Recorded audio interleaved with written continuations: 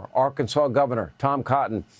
Senator, not only did he release these 11 people, got nothing in return for it. One of the detainees apparently was Osama bin Laden's bodyguard. Is that true?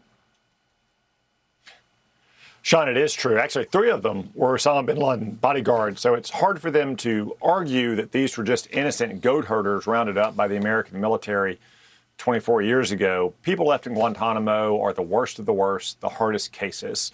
And Joe Biden, as you said, released them for nothing. They're going to the exact same place in the exact same program where Obama released 30 Guantanamo detainees in his final 2 years. And what happened to them? 29 of them went back to their home countries, Yemen and Afghanistan, with no accounting for their whereabouts. For all we know, they're back in the fight, threatening Americans.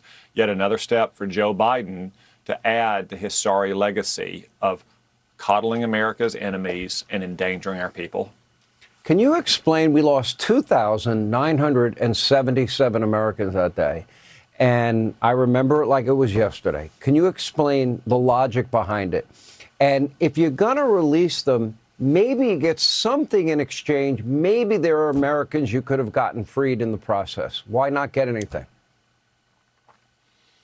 No, Sean, I don't think it is explicable. It's just consistent with the Democratic mindset, though, going back to the early days after the 9/11 attacks. They've been criticizing Guantanamo Bay, trying to close it, trying to bring these hardened terrorists to American soil, to give them the full set of rights that any person present in the United States has. And remember, a lot of the lawyers working in the Biden White House, the Department of Justice, these were the lawyers that were suing the federal government on behalf of hardened terrorists during the Bush administration and during the first Trump administration. And what do you think they're going to do in 2 weeks? They're going to go back to representing terrorists again, suing the federal government, taking the side of those who have American blood on their hands.